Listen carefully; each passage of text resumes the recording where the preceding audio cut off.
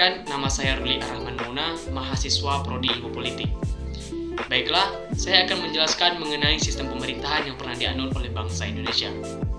Ada berbagai perubahan sistem pemerintahan yang pernah diterapkan di Indonesia sendiri, mulai dari sistem kerajaan, sistem kolonial, demokrasi liberal, demokrasi terpimpin, hingga demokrasi Pancasila. Baiklah, yang pertama yang ingin saya sampaikan di sini mengenai tentang sistem kerajaan. Dalam sistem kerajaan ini, sistem pemerintahnya itu masih dalam ruang lingkup kerajaan, atau disebut juga dengan prakolonial. Karena kenapa? Karena pada masa itu belum ada bangsa-bangsa asing atau negara-negara asing yang datang ke Indonesia dan ingin menjajah negara Indonesia. Dan juga pada saat itu kerajaan-kerajaan yang ada di Indonesia sendiri masih menganut keyakinan Buddha, Hindu, hingga Islam, seperti kerajaan Kutai, kerajaan Majapahit, hingga kerajaan Samudra Pasai dan kerajaan-kerajaan lainnya. Dan juga strategi yang digunakan di sini merupakan strategi vertikal, atau disebut juga strategi dari atasan ke bawahnya. Selanjutnya ada sistem kolonial. Sistem kolonial ini ditandai dengan datangnya bangsa-bangsa asing ke Indonesia yang bertujuan untuk menjajah negara Indonesia, seperti Belanda yang menerapkan sistem kolonial di Indonesia dan memaksa para pribumi untuk tunduk terhadap pemerintahan kolonial. Dan juga dengan datangnya negara-negara dan bangsa-bangsa asing ke Indonesia memberikan perubahan yang besar dalam aspek politik, seperti kapabilitas kepemimpinan mulai diubah oleh negara asing yang dulu menggunakan strategi vertikal menjadi kolonial, yang mana Belanda menjadi penguasa terkuat dan memaksa pribumi untuk tunduk terhadap pemerintahan kolonial. Hal ini dianggap sebagai kerugian besar bagi kerajaan-kerajaan yang ada di Indonesia, meskipun ada kerajaan-kerajaan yang masih mempertahankan kedudukannya. Selanjutnya ada demokrasi liberal.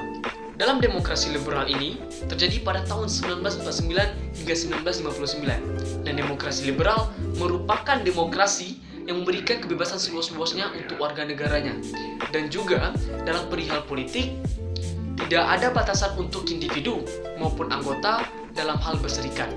Bukti besar terjadinya demokrasi liberal di Indonesia itu terjadi pada tahun 1955, yang mana ada 172 partai politik yang terdaftar. Akan tetapi, dari 172 partai politik yang terdaftar, hanya 4 partai politik yang memperoleh suara terbanyak. Yang pertama itu ada PNI, kedua Masyumi, ketiga itu ada Nahdlatul Ulama, dan yang keempat ada PKI atau Partai Komunis. Dan juga, seiring berjalannya waktu, antara satu partai politik dengan partai politik yang lainnya melakukan persaingan yang sangat kuat, sehingga di setiap daerah terjadi kericuan dan keributan. Hingga pada tahun 1959, tanggal 5 Juli, Presiden Soekarno mengeluarkan dekret presiden yang membubarkan Dewan Konstituante. Dan pada tahun itu juga demokrasi liberal berakhir.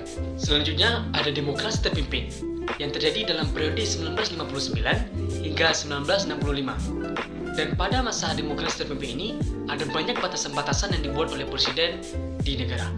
Yang terakhir, ada demokrasi Pancasila, yang mana pada demokrasi Pancasila mulai terjadi banyak perubahan dalam berbagai aspek yang mulai diperhatikan oleh negara. Dan dari dulunya yang terpimpin, yang memiliki banyak batasan-batasan, hingga berubah menjadi yang lebih longgar lagi. Dan juga, jika dilihat dan dilitik dari berbagai aspek, demokrasi Pancasila lebih baik daripada demokrasi liberal. Karena demokrasi Pancasila menjunjung tinggi nilai-nilai luhur Pancasila yang merujuk pada prosedur dan prinsip serta kelembagaan yang dinilai secara demokratis. Ada 6 prinsip yang dimiliki oleh demokrasi Pancasila. Yang pertama itu ada kekuasaan eksekutif, kekuasaan legislatif, kekuasaan yudikatif, negara berdasarkan hukum, dan juga kebebasan yang dimiliki individu dalam batas-batas tertentu. Selanjutnya, ada alasan mengapa harus menganut demokrasi Pancasila, yaitu untuk memelihara keseimbangan antara konflik dan konsensus yang dapat memunculkan perbedaan pendapat, persaingan, pertentangan individu dengan individu, pertentangan individu dengan kelompok, maupun pertentangan individu dengan pemerintah. Adapun hak-hak warga negara Indonesia dalam hal bidang politik, yang pertama itu dipilih sebagai eksekutif dan legislatif, memilih eksekutif dan legislatif, menyampaikan pendapat, berorganisasi, maupun membangun partai politik. Mungkin dalam pembahasan dan pemaparan materi kali ini hanya ini yang dapat saya sampaikan. Apabila ada kesalahan dalam penyampaian materi, saya perbanyak maaf. Saya akhiri, wabillahi taufiq walhidayah. Assalamualaikum warahmatullahi wabarakatuh.